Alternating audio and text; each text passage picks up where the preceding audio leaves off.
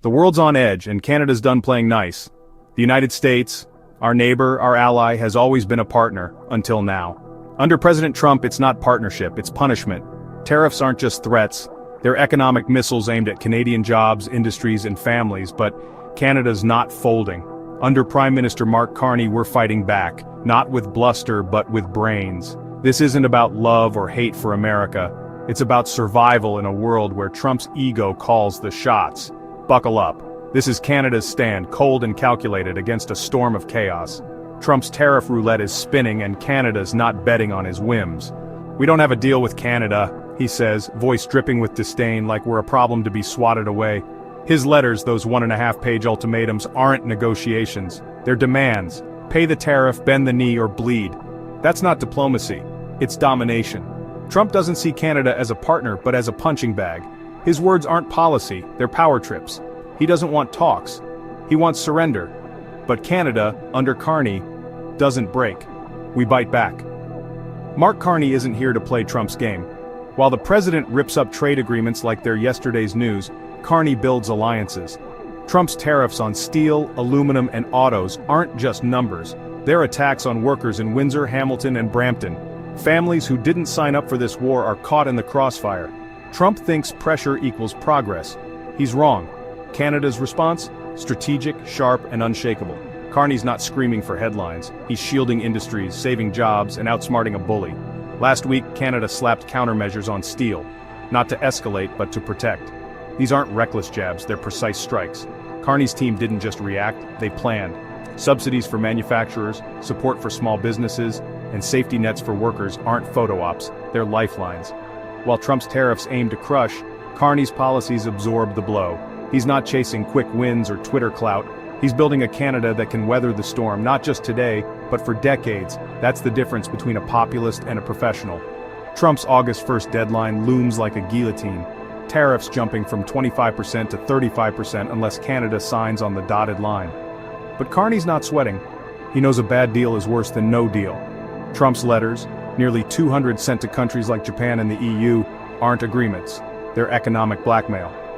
Pay up or burn, he says, calling it a contract. It's not. It's coercion. Canada's response? We don't negotiate with tantrums. Carney's pushing back with calm, clear-eyed resolve, rallying provinces, lawmakers, and allies to hold the line. While Trump's chaos ripples across global markets, Carney's focus is laser-sharp. Protect Canadians. Steelworkers aren't just numbers. They're people with mortgages, kids, and dreams. Manufacturers aren't just factories, they're communities. Carney's not waiting for Washington's mercy. He's fortifying Canada's economy from within. New trade partnerships, internal resilience, and infrastructure investments are his weapons. Trump wants to scare us into submission. Carney's making sure we don't need to beg. That's not defiance, it's dignity. Leadership isn't about who shouts loudest. Trump thrives on noise, on fear, on division. Carney operates in silence, with strategy, with substance.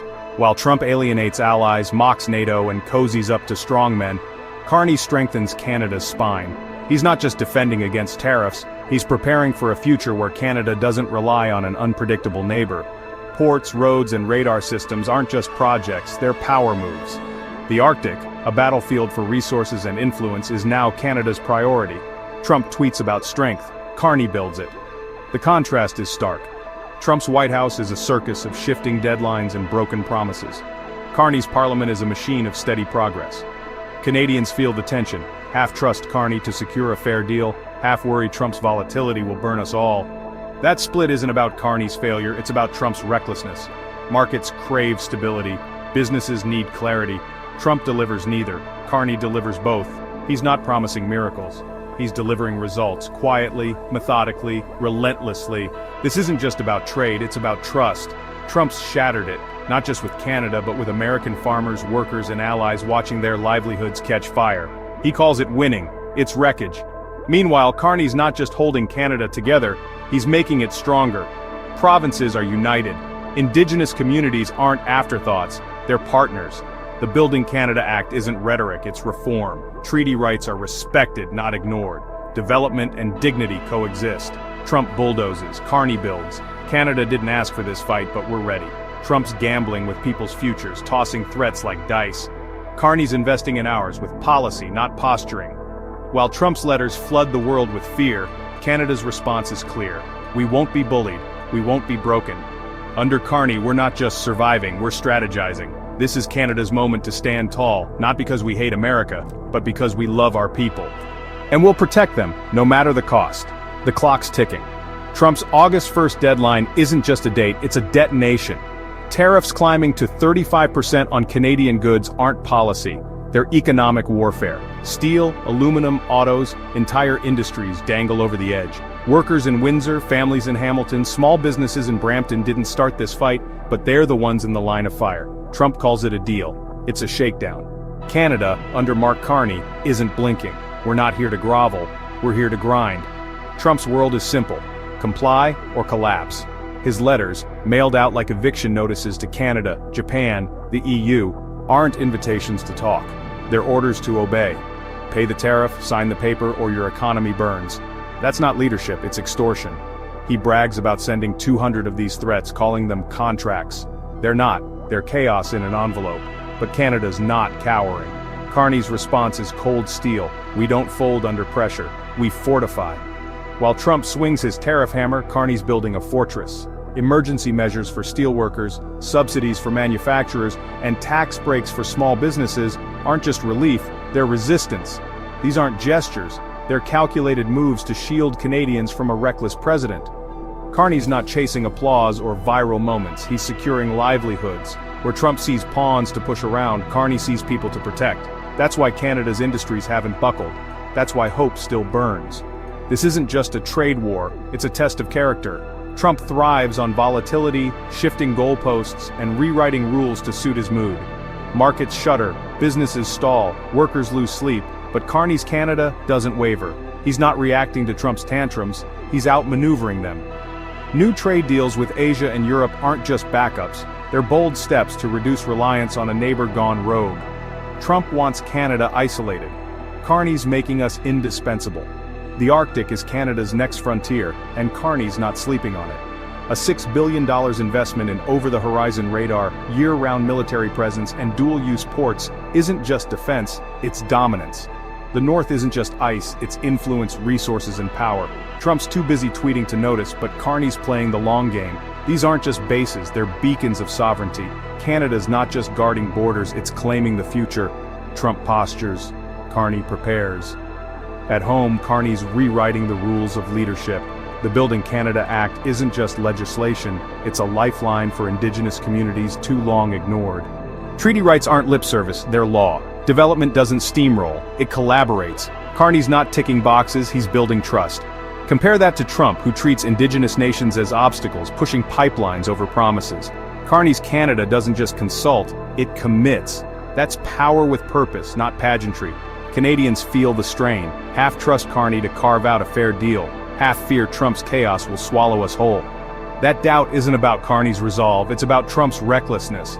A president who treats allies like enemies isn't just unpredictable, he's dangerous. Yet Carney's approval holds. Why? Because he doesn't promise the moon, he delivers results. While Trump's White House leaks drama, Carney's parliament leaks progress. Quiet, steady, surgical. This fight isn't just Canada's.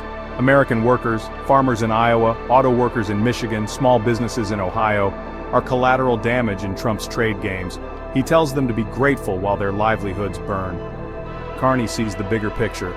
This isn't Canada versus America, it's reason versus ruin.